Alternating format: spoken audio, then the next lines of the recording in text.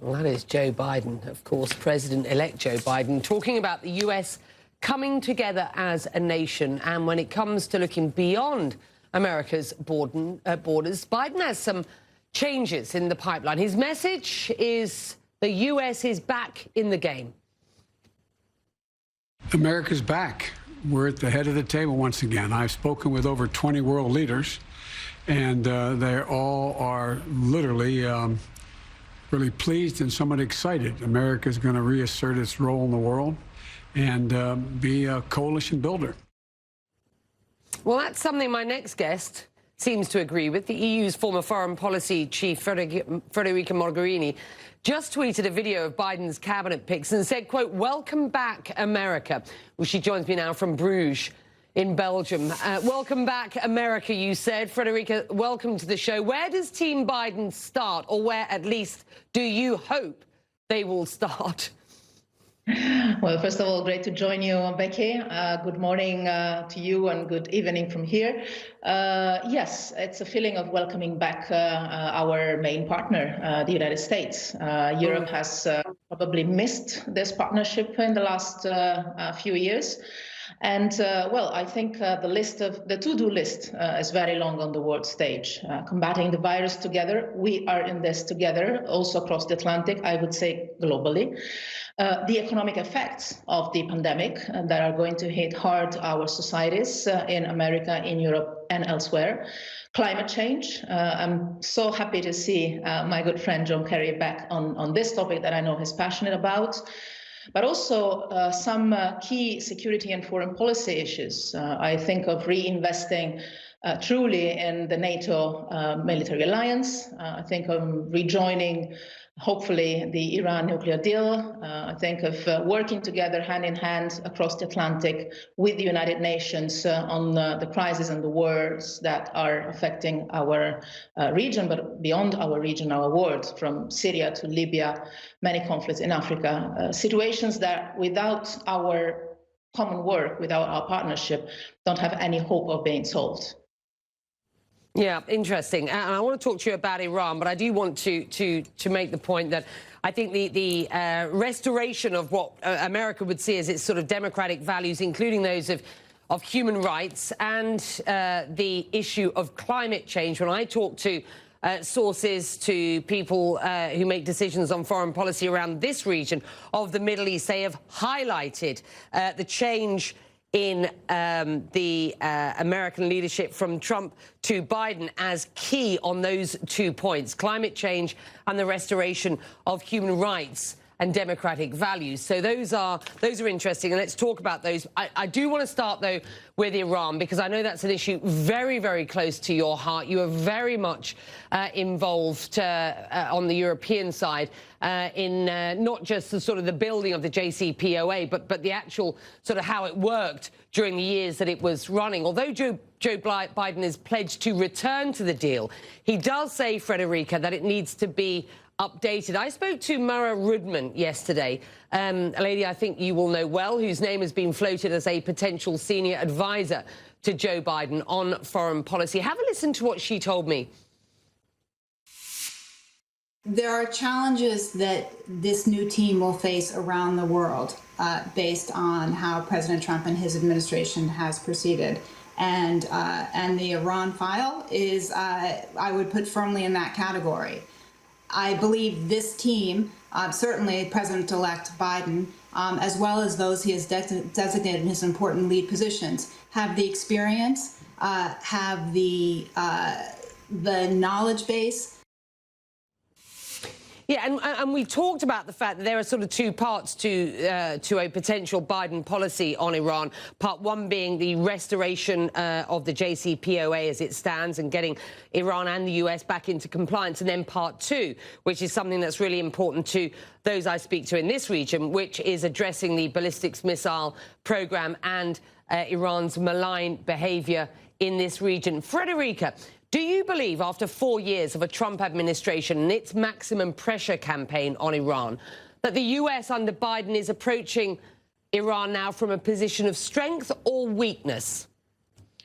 I think the incoming administration has the knowledge, the experience, and the understanding, first of all, of the fact that the JCPOA is a nuclear-related agreement, so it is not supposed to be an Iran policy covering all aspects, but this is a very important building block on which other positions, other policies, other agreements might be made and developed in partnership with allies, both in Europe and in the region, maybe, but the point is, without the full compliance of the JCPOA, it will be impossible to address any other issues because the nuclear file will constantly be on the way. So I think this step-by-step approach makes a lot of sense. Rejoining the agreement, having Iran going back to full compliance with the agreement, because Europeans have kept the agreement alive, but it's not in a good shape.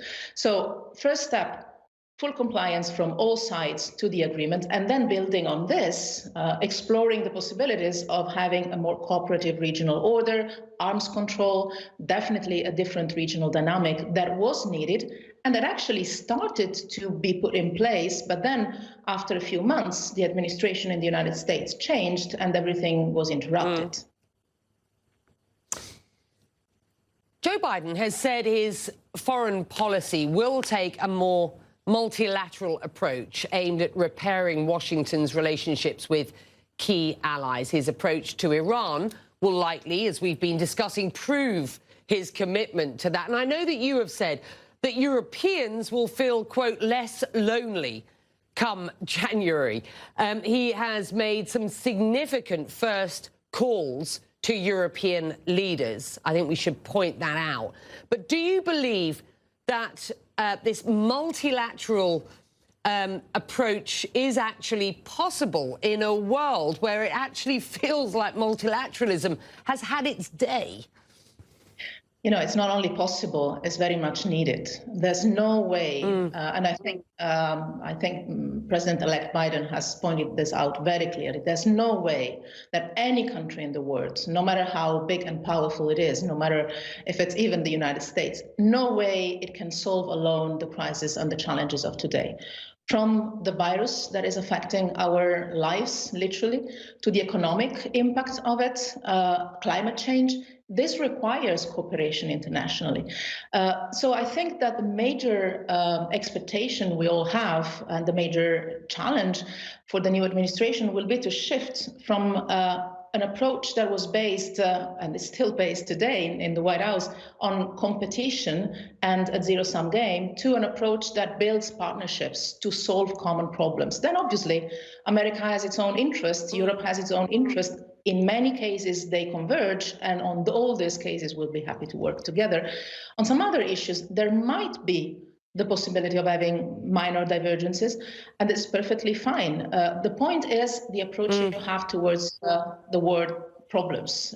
Do you go alone on this, and then you fail, you're destined to fail? Sure. Or do you try to build alliances to address them effectively? I think this is the key point. And as you explain that, I'm thinking of how different the world might have been in the way it's coped with COVID had we not had this sort of multilateral approach so damaged in the past 4 years. Europe, of course, is really struggling with what has been a harsh second wave. Some countries forced to introduce very severe lockdowns. I wonder whether you worry that Europe's struggle to cope has revealed fissures in the European project that could prove very damaging for Europe going forward.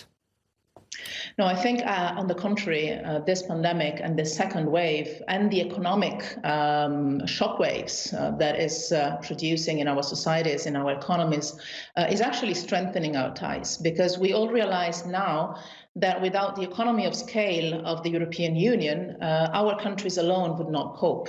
And we have put in place a solidarity mechanism, both on the health support, but also on the economic recovery, that is literally saving not only lives, but also the economic perspective of restoring some form of normalcy in our economic activities. So if it was not for the European Union, European countries would be much more exposed, and European citizens would be much more exposed to the impact of this pandemic. So I would say, on the contrary, this is bringing us together more and more, and it's showing the added value of cooperation and coming together. I just wonder how Europe better aligns some of those countries on the periphery who have demanded quite some deals of their own from Europe, as Europe has come together to help itself, as it were. And Europe is going to be stuck with a very, very, very big bill at the end of all of this. This will be a bill that we will all have to pay somehow, not only Europe. I think we have challenges everywhere in the world. Let me just correct you on one point. We don't have any periphery in Europe. We are now 27. Each of the member states, each of the 27 is the core of Europe. Obviously, I mean, I speak from Bruges, where I am director of the College of Europe. This is the heart of Europe, but the geographical periphery is not a political periphery. Each member state counts. And yes, we have challenges. Sometimes we have serious challenges. I think of some issues we have on respect of rule of law and human rights in certain member states. But, you know, no democracy is perfect. And by the way, the United States will have now to, I think, address the shortcomings in its own system when it comes to equality, human rights, citizens' rights, fighting discrimination. These are challenges that our societies have, sometimes our institutional systems have. And I think the important thing is to see them, not to deny them, to address them forcefully, to be accountable to all our citizens, and to promote diversity in our societies. This is a value that America and Europe share. Sometimes some of the political institutions in some of our countries deviate or tend to deviate, at least partially, from those values. But the important thing is that we keep trying to improve our response to these deviations.